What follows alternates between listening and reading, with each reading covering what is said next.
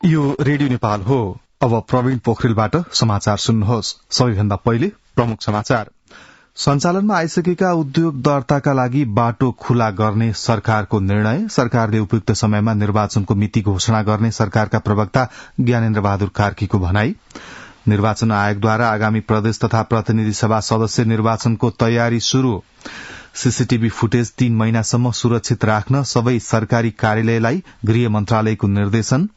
देशका अधिकांश स्थानमा हल्कादेखि मध्यम वर्षा भइरहेको मौसम विज्ञान विभागद्वारा जानकारी। र युरोपेली संघलाई ग्यास निर्यातमा कटौती गर्ने रूसको निर्णयसँगै युरोपेली मुलुकले पनि ग्यासको प्रयोगमा कटौती गर्ने। सुन त, भोलिको मिटिङको लागि सबैलाई फोन गर्यो? छैन सर, मेरो मोबाइलमा ब्यालेन्स नै थिएन। अलि पछि गर्छु ल्यान्डलाइनबाट। ल हेर, मोबाइलमा ब्यालेन्स छैन भनेर हुन्छ? तिमीलाई थाहा छैन यस कार्यालयले नेपाल टेलिकमको कर्पोरेट युजर ग्रुप अर्थात सीओजी सेवा लिएको छ। तिम्रो नम्बरलाई पनि सीओजीमा सहभागी गराउ न। अनि सर, मेरो त प्रिपेड नम्बर हो नि। अहिले नेपाल टेलिकमले प्रिपेड र पोस्टपेड दुवै फोनमा सीओजी सेवा लागू गरिसकेको छ। सीओजीमा आबद्ध भएपछि हाम्रो कर्मचारीहरू बीच निशुल्क र नेपाल टेलिकमको नेटवर्कमा सस्तो दरमा फोन तथा एसएमएस गर्न र डाटा चलाउन पाइन्छ नि। तिमीलाई थप जानकारी चाहिएमा नेपाल टेलिकमको वेबसाइट www.ntc.net.np मा हेर न। नेपाल टेलिकम, राष्ट्रको संचार।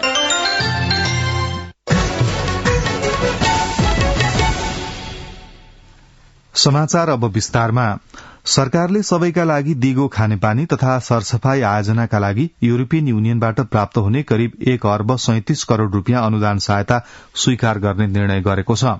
यस्तै सरकारले गुणस्तरीय प्राविधिक तथा व्यावसायिक शिक्षा र तालिम परियोजना पहिलो चरण कार्यान्वयनका लागि स्विजरल्याण्ड सरकारबाट प्राप्त हुने करिब 95 करोड़ रूपियाँ अनुदान सहायता स्वीकार गर्ने निर्णय पनि गरेको छ। साउन 9 गते बसेको मन्त्री परिषद बैठकका निर्णयहरू सार्वजनिक गर्न हिजो आयोजित पत्रकार सम्मेलनमा सरकारका प्रवक्ता एवं संचार तथा सूचना प्रविधि मन्त्री ज्ञानेन्द्र बहादुर कार्कीले भौतिक संरचना निर्माण लगायतका कार्य गरिरहेका वा सञ्चालनमा आइसकेका उद्योग दर्ताका लागि सरकारले बाधा अड्काउ फुकाउ आदेश जारी गरी म्याद थपका लागि बाटो खुला गर्ने निर्णय गरेको बताउनुभयो। उद्योगको सञ्चालन, व्यावसायिक उत्पादन वा कारोबार प्रारम्भ गर्ने म्याद थप सम्बन्धी समयभित्र निवेदन दिन नसकी म्याद थप हुन नसकेका तर भौतिक संरचना निर्माण लगायतको कार्य गरिरहेका वा सञ्चालनमा आइसकेका उद्योगले म्याद थपको लागि निवेदन दिएमा उद्योग स्थापनाका लागि गर्नुपर्ने निर्णय, कार्य लगायत कामको प्रगति र उद्योगको प्रकृति हेरी प्रचलित कानून बमोजिमको विलम्ब शुल्क लिई उद्योग दर्ता गर्ने निकायले म्याद थप गर्न सक्ने गरी बाधा अड्काउ फुकाउको आदेश जारी गरी नेपाल राजपत्रमा सूचना प्रकाशन गर्न स्वीकृति दिए। विश्व व्यापार संगठन नेपालको आयात व्यवस्थापन सम्बन्धी कानून र अभ्यास समेतका आधारमा आयात व्यवस्थापन तथा न्यूनीकरण गर्न नेपाल सरकारले तत्काल लिनुपर्ने निर्णयबारे सुझाव पेश गर्न राष्ट्रिय योजना आयोगका उपाध्यक्षको अध्यक्षतामा एक उच्च स्तरीय अध्ययन तथा सुझाव समिति गठन गरियो। मन्त्री परिषद बैठकले गोर्खाको बारपाकमा भूकम्प स्मृति पार्क निर्माणका लागि विभिन्न 15 जनाको नाममा रहेको करिब 7 रोपनी जग्गा प्राप्त गरी त्यसको सट्टा भर्ना दिनका लागि सहमति पनि प्रदान गरेको छ। यस्तै मन्त्री परिषद बैठकले चलचित्र विकास बोर्डको अध्यक्षमा अभिनेता भुवन केसीलाई नियुक्त गर्नुका साथै शहीद गंगालाल राष्ट्रिय हृदय केन्द्रको सदस्यमा डाक्टर प्रकाश राज रेग्मी र डाक्टर नवीन चन्द्र गौतमलाई मनोनयन गर्ने निर्णय गरेको पनि मन्त्री कार्कीले जानकारी दिनुभयो। पत्रकार सम्मेलनमा संघ र प्रदेश निर्वाचन सम्बन्धी संचारकर्मीको जिज्ञासामा संचार मन्त्री कार्कीले निर्वाचन आयोगले मक्सिर 2 गते शुक्रबारका लागि निर्वाचनको मिति तय गर्न सरकारलाई सिफारिश गरेको जानकारी दिँदै त्यसबारेमा छलफल गरेर सरकारले उपयुक्त समयमा निर्वाचनको मिति घोषणा गर्ने बताउनुभयो। निर्वाचन आयोगले आगामी प्रदेश तथा प्रतिनिधि सभा सदस्य निर्वाचनको आन्तरिक तयारी शुरू गरेको छ। निर्वाचन आयोगमा हिजो आयोजित पत्रकार सम्मेलनमा प्रमुख निर्वाचन आयुक्त दिनेश कुमार थपलियाले गत वैशाखमा सम्पन्न स्थानीय तह निर्वाचन पछिल्ला निर्वाचनहरूको तुलनामा सबैभन्दा मितव्ययी निर्वाचन भएको र आगामी निर्वाचन पनि मितव्ययी ढंगले सम्पन्न गर्ने गरी आयोगले आन्तरिक तयारी शुरू गरेको जानकारी दिनुभयो। सामग्रीहरू लगायत जे आयोगले गर्यो त्यसलाई खुला कम्पिटिसनद्वारा हामीले गर्यौं र हामीले चाहिँ लागत प्रभावकारिता सबभन्दा कम बिट गर्नेलाई काम दिने, किनभने एउटा थोरै समयको निम्ति प्रयोग हुने सामानहरू हुन त त्यो गुणस्तरका कुराहरू त हामीले लेखेकै हुन्छ लाई चाहिँ अलिकति कम मूल्यमा खरिद गर्न सकिन्छ भने त्यसरी गर्ने भने हामीले हवाई यातायातको साह्रै कम प्रयोग गर्यौं, सड़क यातायातकै प्रयोग गरिएको हुनाले ढुवानीमा पनि ठूलो रकम खर्च हुन्थ्यो, त्यसमा पनि हामीले कटौती गर्न सक्यौं। हामी आयोगले परामर्श दिए अनुसारकै समयको सेरोफेरोमा आउँदो निर्वाचन पनि को मिति तोकिन्छ र सम्पन्न हुन्छ भन्ने छ। हामी आन्तरिक रूपमा तयारीमा लागिसकेका छौं। हालै सम्पन्न स्थानीय तह निर्वाचनमा आन्तरिक स्रोतबाट 5 अर्ब 4 करोड़ रूपियाँ खर्च भएको र बाह्य स्रोतबाट सामान्य प्राविधिक र व्यवस्थापकीय सहयोग मात्र लिएको प्रमुख निर्वाचन आयुक्त थपलियाले बताउनुभयो। निर्वाचनमा प्रति मतदान केन्द्र 2,29,578 रूपियाँ खर्च भएको थियो भने प्रति मतदाता 284 रूपियाँ खर्च भएको पनि आयोगले जनाएको छ। स्थानीय तह निर्वाचनमा भएको कुल खर्च मध्ये 20.36% आयोगको सचिवालयबाट र बाँकी रकम विकेन्द्रीकृत ढंगले विभिन्न मन्त्रालय र अन्य कार्यालयबाट खर्च भएको छ। आयोगका अनुसार नेपाल सरकारबाट निकासा भएको 8 अर्ब 11 करोड़ मध्ये 3 अर्ब 6 करोड़ नेपाल सरकारलाई फिर्ता गरिएको छ। पत्रकार सम्मेलनमा आयोगका प्रवक्ता शालिग्राम शर्मा पौडेलले स्थानीय तह निर्वाचनमा सम्पूर्ण रूपमा बदरमत 2.4% रहेको जानकारी दिनुभयो। प्रवक्ता पौडेलले स्थानीय तह निर्वाचन प्रयोजनका लागि 79 दल दर्ता भएकोमा 65 दलले निर्वाचनमा भाग लिएको र हाल 24 राजनैतिक दलको स्थानीय तहमा प्रतिनिधित्व रहेको जानकारी दिनुभयो। आयोगले स्थानीय तह निर्वाचन 2079 मा नेपाली कांग्रेस पहिलो दल बनेको पनि जनाएको छ। प्रदेश 1 बाहेक 6 वटै प्रदेशमा सबैभन्दा बढ़ी सीट जितेको कांग्रेसले अन्तिम परिणाम बमोजिम 13,773 सीट जितेको हो। बजेट निर्माणमा अनधिकृत व्यक्ति संलग्न भएको भन्ने विषयमा छानबिन गर्न गठित संसदीय विशेष समितिले प्रहरीबाट प्राप्त सीसीटीभी फुटेज सहितको विवरणका सम्बन्धमा फोरेन्सिक विज्ञहरूसँग परामर्श गर्ने भएको छ। संसदीय विशेष समितिको हिजो बसेको बैठकमा समितिका सदस्यहरूले प्रहरीले सीलबन्दी गरेर पठाएको सीसीटीभी फुटेज हेर्नु भएको थियो। आर्थिक वर्ष 2079-80 को बजेट संसदमा प्रस्तुत गर्नुभन्दा अघिल्लो दिन जेठ 14 गते राति अनधिकृत व्यक्तिलाई मन्त्रालयमा बोलाएर करको दर हेरफेर गरेको आरोप तत्कालीन अर्थमन्त्री जनार्दन शर्मामाथि लागेको छ। गृह मन्त्रालयले आफ्नो कार्यालयमा भएको सीसीटीभी फुटेज 3 महिनासम्म अनिवार्य सुरक्षित राख्न मन्त्रालय, आयोग, सचिवालय, प्रतिष्ठान, बोर्ड र कार्यालयलाई निर्देशन दिएको छ।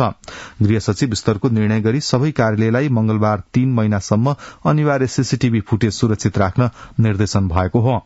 मन्त्रालयले 3 महिनासम्म गृहको सीसीटीभी फुटेज सुरक्षित रहने पनि स्पष्ट गरेको छ। मन्त्रालयले सिंहदरबार क्षेत्रको सीसीटीभी व्यवस्थापन शहरी विकास मन्त्रालय अन्तर्गतको केन्द्रीय सचिवालयले व्यवस्थापन गर्ने जनाएको छ। सिंहदरबार भित्रको सीसीटीभीको निरीक्षण अनुगमन नेपाल प्रहरीको सिंहदरबार भित्र रहेको सिंहदरबार सुरक्षा गणले गर्ने पनि मन्त्रालयले प्रश्न पारेको छ। प्रतिनिधि सभाको हिजोको बैठकले योगमाया आयुर्वेद विश्वविद्यालय विधेयक 2079 पारित गरेको छ।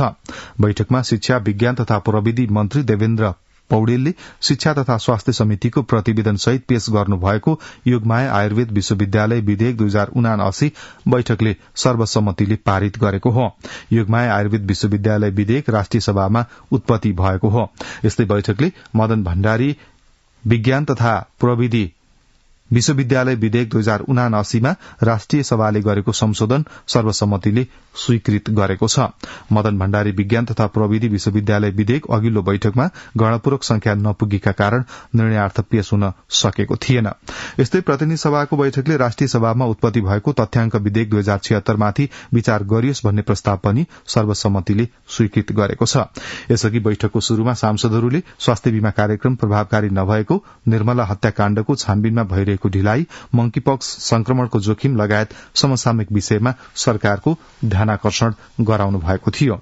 यस्तै बैठकमा सभामुख अग्नि प्रसाद सापकोटाले कोरोना संक्रमणको जोखिम कायमै रहेकाले सतर्कता अपनाउन र अनिवार्य मास्कको प्रयोग गर्न सांसदहरूलाई आग्रह गर्नुभयो। प्रतिनिधि सभाको अर्को बैठक साउन 13 गते शुक्रबार बिहान 11 बजे बस्नेछ। राष्ट्रपति विद्यादेवी भण्डारीले मन्त्री परिषदको सिफारिशमा विभिन्न मुलुकका लागि नेपाली राजदूत नियुक्त गर्नुभएको छ। राष्ट्रपति भण्डारीले स्पेनका लागि डाक्टर शर्मिला पराजुली ढकाल, रसियाका लागि मिलनराज तुलाधर, डेनमार्कका लागि प्राध्यापक डाक्टर रामस्वार्थ रायलाई र भारतका लागि राजदूत रहनुभएका डाक्टर शंकर प्रसाद शर्मालाई भूटानका लागि समेत नेपाली राजदूत पदमा नियुक्त गर्नुभएको राष्ट्रपतिको कार्यालयद्वारा जारी विज्ञप्तिमा जनाइएको छ। शिक्षा विज्ञान तथा प्रविधि मन्त्री देवेन्द्र पौडेलले विश्वविद्यालयमा हुने तालाबन्दी खुल्ला विश्वविद्यालयको डीन नियुक्तिमा भएको ढिलाइबारे हिजो नेपाल प्राध्यापक संघका पदाधिकारीसँग छलफल गर्नुभएको छ।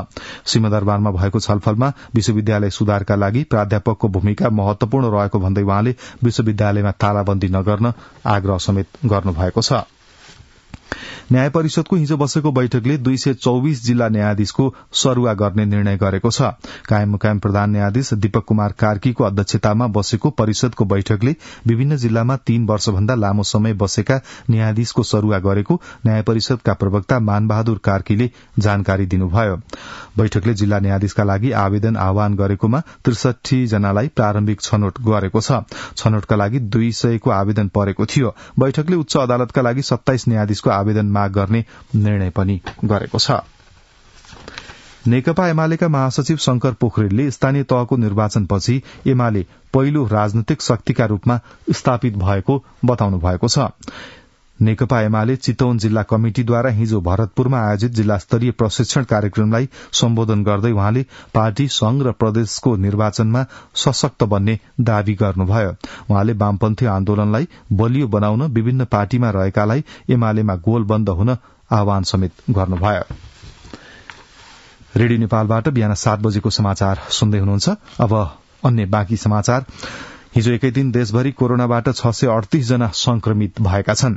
5055 नमूना परीक्षण गर्दा 638 जनामा कोरोना संक्रमण पुष्टि भएको स्वास्थ्य तथा जनसंख्या मन्त्रालयले जनाएको छ। हिजो कोरोना संक्रमणबाट 2 जनाको मृत्यु भएको पनि मन्त्रालयले जनाएको छ।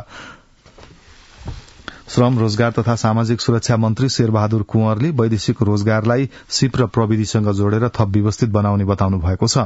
समाजवादी प्रेस संगठन अछामले सदरमुकाम मंगलसेनमा आयोजना गरेको पत्रकार सम्मेलनमा मन्त्री कुँवरले यसका लागि नीतिगत र कार्यगत रूपमा काम भइरहेको जानकारी पनि दिनुभयो। उहाँले यस वर्ष मात्र नेपालबाट 6,30,000 नेपाली विदेश गएकाले, विदेश गएका र उनीहरूले पठाएको रेमिट्यान्सले देश चलिरहेकाले वैदेशिक रोजगारीलाई बन्द गर्नुभन्दा पनि व्यवस्थित बनाएर लैजानुको विकल्प नरहेको बताउनुभयो। परीक्षा नियन्त्रण कार्यालय बल्खुका परीक्षा नियन्त्रक पुष्पराज जोशीलाई राष्ट्रिय सूचना आयोगले 20,000 रूपियाँ जरिवाना गर्ने निर्णय गरेको छ। हिजो प्रेस विज्ञप्ति जारी गर्दै प्रमुख सूचना आयुक्त महेन्द्रमान गुरूङ, आयुक्त द्वय कमला ओली थापा र रत्नप्रसाद मैनाली सहित बसेको आयोगको इजलासले सूचना नदिएको भन्दै सूचनाको हक सम्बन्धी ऐन 2064 को दफा 32 को उपदफा 1 बमोजिम जरिवाना हुने निर्णय गरेको हो। रौतहट मौलिया 5 का राजीव दासले गरेको पुनरावेदनमा सूचना आयोगले उक्त फैसला गरेको हो। दासले परीक्षा नियन्त्रण कार्यालय बल्खुसँग चिकित्सा शास्त्रको अध्ययन कति वर्षसम्म पूरा गर्नुपर्ने हो, यस सम्बन्धी व्यवस्था कस्तो छ लगायतको सूचनाको प्रमाणित प्रतिलिपि माग गर्नु भएको थियो। सूचनाको हक सम्बन्धी ऐन 2064 अनुसार उक्त कार्यालयसँग माग गरेको सूचना नपाएपछि सूचना मागकर्ता दासले कानून अनुसार राष्ट्रिय सूचना आयोगमा सूचना नदिने प्रमुख र सूचना अधिकारीलाई विपक्षी बनाई पुनरावेदन दर्ता गर्नुभएको थियो। जापान सरकारले नेपाललाई मानवीय संशोधन विकास परियोजना कार्यान्वयनका लागि 35 करोड़ रूपियाँ अनुदान सहयोग दिने भएको छ। अर्थ मन्त्रालयमा हिजो आयोजित सहयोग सम्बन्धी समझदारी पत्रमा अर्थ मन्त्रालयका तर्फबाट अर्थ सचिव मधुकुमार मरासेनी तथा जापान सरकारका तर्फबाट कार्यवाहक राजदूत तामुरा ताकाहिरोले हस्ताक्षर गर्नुभएको हो। समझदारी अनुसार नेपाल सरकारका अधिकृतहरूलाई जापानमा उच्च शिक्षा आर्जनका लागि छात्रवृत्ति प्रदान गरिनेछ। जलवायु परिवर्तनको असरलाई कम गर्न भन्दै सगरमाथा आधार शिविरलाई स्थानान्तरण गर्ने चर्चा चल्न थालेको छ। तापक्रम वृद्धि र प्रदूषण न्यूनीकरण गर्न नसके भविष्यमा हिउँसँगैका हिमाल भेटिन कठिन हुन सक्ने भन्दै जलवायुविद र आरोहीहरूले आधार शिविर सार्नुपर्ने सुझाव दिएका छन्। संवाददाता बालिका मादेनको यो रिपोर्ट। सगरमाथा आधार शिविरबाट संकलित फोहोर नाम्चे हुँदै एयर चार्टर मार्फत काठमाडौँ ल्याइन्छ। पर्यटकहरूको बाक्लो उपस्थिति हुँदा घण्टामै 100 किलो फोहोर उत्पन्न हुने सगरमाथा प्रदूषण नियन्त्रण कमिटिले बताएको छ। हालको स्थानबाट सगरमाथा आधार शिविर सार्ने चर्चा भइरहेका बेला आधार शिविरलाई सार्न किन आवश्यक छ भन्ने जिज्ञासामा उच्च भूभागीय अनुसन्धान प्रयोगशाला पिरामिड इन्टरनेशनल ल्याबोरेटोरी एण्ड अब्जर्भेटोरी सेन्टरका प्रबन्धक काजी विष्टले बेस क्याम्पमा मानव जमघट तथा क्रियाकलाप बढ़ने बित्तिकै तापक्रम तथा प्रदूषणमा वृद्धि हुने बताउनुभयो। यस क्षेत्रमा वर्षै पछि हिउँ पग्लिने क्रम बढ़दो रहेको र हरेक वर्ष 1 मिटर बढ़ी हिउँ पग्लेर गइरहेकाले पनि भविष्यमा हिउँसँगैका हिमालहरू देख्न कठिन पर्न सक्ने अवस्थालाई मध्यनजर गर्दै आधार शिविर सार्नु उपयुक्त हुने प्रबन्धक विष्टको भनाइ छ। 1 मिटर भन्दा बढ़ी चाहिँ त्यो मेल्टिङ भएर चाहिँ बगेर गइरहेछ। अब हामी आइसफल भनेको बिस्तारै बिस्तारै हामी देख्न नपाउने अवस्थामा पुगिसकेका छौँ। मान्छेको जहाँ बढी हुने बित्तिकै अब फोहोर मैला पनि बढ्छ, तापक्रम पनि बढ्छ, आइसहरू चाहिँ बिल्दै जान्छ। हिउँमाथि टेन्ट टाँगेर बस्ने, खाना बनाएर खाने जस्ता बढ्दो क्रियाकलापले हिउँ सजिलै पग्लेर जाने तथा खाल्डोको रूपमा परिणत हुने गरेको र यस्ता क्रियाकलाप बढ़दै गए हिउँ देख्न कठिन हुने अवस्था आउन नदिन आधार शिविर सार्नु पर्यावरणीय रूपले उचित हुने जलवायुविद डाक्टर रिजन भक्त कायस्थ बताउनुहुन्छ। अहिले चाहिँ अब धेरै मेल्ट भएको भएर क्रेवासहरू चाहिँ क्रिएट हुने त्यस्तो देखिने सम्भावना चाहिँ बढी हुँदै जान्छ अब अहिले हैन। त्यो हिसाबले चाहिँ सार्दा चाहिँ राम्रै हुन्छ। सबैभन्दा धेरै पटक सगरमाथा आरोहणको कीर्तिमान राख्नु भएका आरोही कामरिता शेर्पाले बेस क्याम्प मात्र सार्नु उचित नहुने धारणा राख्नुहुन्छ। अहिलेको अवस्थामा सगरमाथा आधार शिविर अन्त सार्न सकिने सुरक्षित वैकल्पिक स्थान नरहेको आरोही शेर्पाको भनाइ छ। ठाउँहरु चाहिँ अलिकति सेफको हिसाबले भन्नुपर्छ कि सेफ्टी पनि छैन। बेस क्याम्प सार्ने बित्तिकै क्यामनलाई तल सार्ने भन्यो नि खुम्बु आइसफलमा सार्नुपर्छ। खुम्बु आइसफल भनेको एकदम रिस्की डेन्जर ठाउँ हो। अब क्यामनलाई मात्र सारेर भन्नु त्यहाँ क्याम्प 2, क्याम्प 3, क्याम्प 4 तिनीहरूलाई सार्ने ठाउँ पनि छैन। नेपाल पर्यटन बोर्डका निर्देशक सूर्य प्रसाद उपाध्यायले आधार शिविर सार्ने विषयको उठान भए पनि आधार शिविर सार्नु उपयुक्त हुने वा नहुने भन्ने बारे सरकारले निर्णय गरि नसकेको बताउनुभयो। त्यो विषयलाई चाहिँ उठाइसके पछाडि अध्ययन गर्नुपर्छ कि भन्ने चाहिँ हामीलाई लागिरहेछ। त्यसको निम्ति टाइम पनि लाग्छ। भोलि चाहिँ बेस क्याम्पले हतारमा सार्दिएर अर्को योभन्दा बेटर हुनु पर्यो। त्यो हिसाबले चाहिँ फिजिबिलिटी स्टडी पनि गर्नु पर्यो। सबै हिसाबले भाइबल पनि हुनु पर्यो। तर सार्नुपर्छ कि पर्दैन भन्ने कुरा पनि कुनै निर्णय भएको छैन। बालिका मादेन, रेडियो नेपाल, काठमाडौँ। अब के अन्तर्राष्ट्रिय समाचार। रूसले युरोपेली संघलाई गर्ने ग्यास निर्यातमा भारी कटौती गर्ने भएपछि युरोपेली संघका सदस्य राष्ट्रहरूले पनि ग्यासको प्रयोगमा कटौती गर्ने भएका छन्। एक साताभन्दा बढ़ीको छलफलपछि युरोपेली संघका सदस्य राष्ट्रहरूले अगस्तदेखि मार्च महिनासम्म हुने ग्यासको प्रयोगमा 15% कमी ल्याउने निर्णय गरेको बीबीसीले जनाएको छ। हाल स्वैच्छिक रहेको उक्त प्रावधान ऊर्जा संकट परेमा अनिवार्य रूपमा लागू गरिने अधिकारीहरूले जनाएका छन्। ग्यासको प्रयोगमा कमी गरिने प्रावधानबाट केही देशहरूलाई भने छूट दिइने युरोपेली संघले जनाएको छ। माल्टा, साइप्रस, आयरल्याण्ड जस्ता वैकल्पिक ऊर्जा स्रोत नभएका सदस्य राष्ट्रहरूले भने त्यस प्रावधान लागू गर्न नपर्ने युरोपेली संघले उल्लेख गरेको छ। चरम इन्धन र औषधि अभावले श्रीलंकाका अस्पताल प्राय बन्द हुने अवस्थामा पुगेका छन्। शल्यक्रिया उपकरण र जीवन बचाउने औषधिहरूको आपूर्ति लगभग ठप्प भएपछि अस्पतालहरूको यस्तो नाजुक अवस्था आएको हो। चिकित्सक र बिरामीहरू समेत यातायात मार्फत सहज रूपमा हिडुल गर्न सक्ने अवस्थामा नभएको संचार माध्यमहरूले जनाएका छन्। श्रीलंकाले 85% भन्दा बढ़ी औषधि र चिकित्सकीय उपकरण आयात गर्छ, तर यति बेला विदेशी मुद्राको अभावले आयात सहज गर्न सकिरहेको छैन। भारतको पश्चिमी राज्य गुजरातमा विषाक्त मदिरा सेवनबाट 20 जना भन्दा बढ़ीको मृत्यु भएको छ भने त्यति नै संख्यामा गम्भीर बिरामी भएका छन्। धेरैको अवस्था गम्भीर रहेकाले मृत्यु हुनेको संख्या बढ़न सक्ने अनुमान गरिएको द हिन्दू अनलाइन संस्करणले उल्लेख गरेको छ। अब आर्थिक समाचार।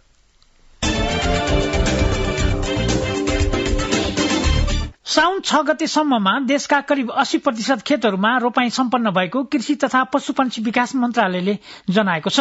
यो रोपाई गत वर्षको तुलनामा करिब 8.8% को हाराहारीमा कम रहेको छ। गत वर्ष 2078 को साउन 6 सम्म 88.8% खेतहरूमा रोपाई सम्पन्न भएको थियो। मन्त्रालयले विशेष गरी प्रदेश नम्बर 1, मध्य प्रदेश र लुम्बिनी प्रदेशमा मनसुन शुरू हुन ढिलो भएको कारण धान रोपाईमा कमी भएको जनाएको छ। हाल ती प्रदेशहरूमा मनसुन सक्रिय रहेको र र रासायनिक मलको उपलब्धतामा पनि क्रमशः सुधार भएकोले साउन 15 सम्म सामान्य हिसाबले ती प्रदेशहरूमा रोपाई भई विगत वर्षहरूमा जस्तै लगभग 100% रोपाई हुने प्रारम्भिक अनुमान रहेको कृषि तथा पशुपन्छी विकास मन्त्रालयका प्रवक्ता प्रकाश कुमार सञ्जेलले जानकारी दिनुभयो। उद्योग वाणिज्य तथा आपूर्ति मन्त्री दिलेन्द्र प्रसाद बडुले विराटनगर जुट मिल पुनः सञ्चालन गरिने बताउनु भएको छ। विराटनगर विमानस्थलमा मंगलबार संचारकर्मीहरूसँग कुरा गर्दै उद्योग मन्त्री बडुले विराटनगर जुट मिल सञ्चालन गर्ने सम्बन्धमा निजी क्षेत्रका उद्यमी एवं व्यापारीसँग आवश्यक छलफल गरी सञ्चालनको विधि तय गर्ने जानकारी दिनुभयो। मन्त्री बडुले मुलुकमा रहेका रुग्ण उद्योगहरूलाई के कसरी सञ्चालन गर्ने भन्ने सम्बन्धमा आवश्यक अनुगमनपछि निर्णय गरिने पनि जानकारी दिनुभयो। नेपाल ट्रेड युनियन महासंघ जिफन्डले आगामी 4 वर्षभित्रमा 20 लाख श्रमिकलाई सामाजिक सुरक्षा कोषमा आबद्ध गराउने लक्ष्य सहित देशव्यापी अभियान सञ्चालन गर्ने घोषणा गरेको छ। वैदेशिक रोजगारीमा रहेका सबै प्रकृतिको ज्याला रोजगारी र स्वरोजगारीमा रहेका गरी 20 लाख श्रमिकलाई कोषमा जोड्न सकिने जिफन्डले उल्लेख गरेको छ। जिफन्डको 8औं राष्ट्रिय महाधिवेशनले पारित गरेको आगामी 4 वर्षको कार्यक्रम प्रस्तुत गर्दै नवनिर्वाचित अध्यक्ष विनोद श्रेष्ठले स्वास्थ्य बीमाको प्रचार गर्ने, उपचारमा सहयोग गर्ने र प्रिमियम संकलनमा हस्तक्षेप गर्ने योजना पनि बनाएको जानकारी दिनुभयो। यही साउन 7 देखि 10 गतेसम्म काठमाडौँमा सम्पन्न भएको 8औं राष्ट्रिय अधिवेशनले श्रेष्ठको अध्यक्षतामा नयाँ राष्ट्रिय कार्य समिति चयन गरेको छ। बैंक तथा वित्तीय संस्था परिसंघ नेपालले उत्पादन र उत्पादकत्व अभिवृद्धिमा विशेष जोड़ दिँदै आत्मनिर्भर अर्थतन्त्रको निर्माण गर्ने लक्ष्य मौद्रिक नीतिले राखे पनि कसिलो नीतिले प्रभावकारी काम नगर्ने ठहर गरेको छ। सिबिफिनले मौद्रिक नीति समग्रमा सकारात्मक भए पनि अर्थव्यवस्थाको सुधारका लागि कसिलो बनाइएका कारण नीतिले लिएका लक्ष्यको प्राप्ति र अवलम्बन गरेका कतिपय व्यवस्थाको कार्यान्वयन भने चुनौतीपूर्ण रहेको उल्लेख गरेको छ। मंगलबार नेपाली शेयर बजारको कारोबार मापक नेप्से परिसूचक उच्च अंकले घटेको छ। आइतबार र सोमबार लगातार उकालो लागेको नेप्से परिसूचक यस दिन भने उच्च अंकले घटेको हो। मंगलबार नेप्से परिसूचक 44.80 अंकले ओह्रालो लागेर 2088.16 अंकमा ओर्लिएको छ। यस दिन कुल 222 कम्पनीहरूका 87,40,557 किता शेयरहरू 3,70,70,50,00,000 मूल्यमा किनबेच भएका छन्। भुवन आचार्य। अब खेल समाचार।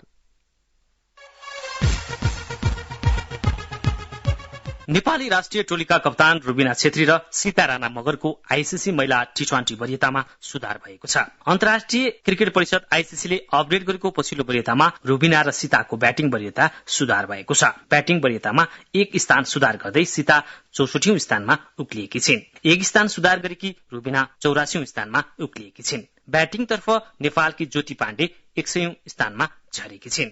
त्यस्तै बलिङतर्फ नेपालकी कविता कुँवर 74औं स्थानमा यथावत रहेकी छिन्। बलिङमा सीता 80औं स्थानमा यथावत रहँदा रुबिना 81औं स्थानमा यथावत रहेकी छिन्। आईसीसी महिला टी20 राष्ट्रको वरियतामा नेपाल 18औं स्थानमा रहेको छ। प्रशिक्षक उर्जन श्रेष्ठ नेपाली U27 राष्ट्रिय पुरुष फुटबल टिमको मुख्य प्रशिक्षक नियुक्त हुनुभएको छ। अखिल नेपाल फुटबल संघ एन्फाले मंगलबार श्रेष्ठलाई मुख्य प्रशिक्षक नियुक्त गरिएको जनाएको छ। एन्फाले साफ U17 च्याम्पियनशिप र AFC U17 एशियन कप छनौटका लागि श्रेष्ठलाई टिम हेर्ने जिम्मेवारी दिएको हो। एएफसी र ए लाइसेन्स प्राप्त प्रशिक्षक श्रेष्ठले गत सिजनको ए डिभिजन लीगमा 3 स्टारको टोली सम्हाल्नु भएको थियो। नेपालले साफ U17 र एएफसी U17 एशियन कप छनौटका लागि मंगलबारबाट खेलाडी छनौट शुरू गरेको छ। श्रीलंकामा आयोजना हुने साफ U17 आगामी सेप्टेम्बर 5 बाट शुरू हुनेछ। त्यस्तै भियतनाममा हुने U17 एशियन कप छनौट अक्टोबर 11 देखि 9 सम्म हुनेछ।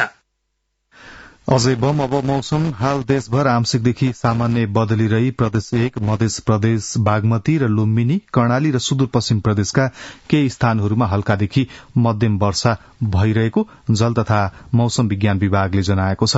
आज देशभर आंशिकदेखि सामान्य बदली भई देशका पहाड़ी भागका केही स्थानमा मेघगर्जन सहित वर्षा हुने जल तथा मौसम विज्ञान विभागले उल्लेख गरेको छ। गत 24 घण्टामा काठमाडौँ उपत्यकामा मापन गरिएको अधिकतम तापक्रम 27.5 डिग्री सेल्सियस, न्यूनतम तापक्रम 20.1 डिग्री सेल्सियस, वर्षा 20.6 मिलिमिटर। आज दिउँसो काठमाडौँ उपत्यकाको अधिकतम तापक्रम 27 देखि 29 डिग्री सेल्सियसका बीच रहने अनुमान गरिएको छ। काठमाडौँ उपत्यकामा सूर्योदय अघि बिहान 5:24 भयो भने सूर्यास्त भरे साँझ 6:57 हुनेछ। अब अन्त्यमा यस प्रसारणका प्रमुख समाचार एकपटक फेरि सुन्नुहोस्। सञ्चालनमा आइसकेका उद्योग दर्ताका लागि बाटो खुला गर्ने सरकारको निर्णय। सरकारले उपयुक्त समयमा निर्वाचनको मिति घोषणा गर्ने सरकारका प्रवक्ता ज्ञानेन्द्र बहादुर कार्कीको भनाई। निर्वाचन आयोगद्वारा आगामी प्रदेश तथा प्रतिनिधि सभा सदस्य निर्वाचनको तयारी शुरू। सीसीटीभी फुटेज 3 महिनासम्म सुरक्षित राख्न सबै सरकारी कार्यालयलाई गृह मन्त्रालयको निर्देशन। देशका अधिकांश स्थानमा हल्कादेखि मध्यम वर्षा भइरहेको मौसम विज्ञान विभागद्वारा जानकारी। र युरोपेली संघलाई ग्यास निर्यातमा कटौती गर्ने रूसको निर्णयसँगै युरोपेली मुलुकले पनि ग्यासको प्रयोगमा कटौती गर्ने। यसका साथै बिहान 7 बजेको समाचार यही सकिन्छ। रेडियो नेपाल सुन्दै रहनुहोला। हवस् त, नमस्ते।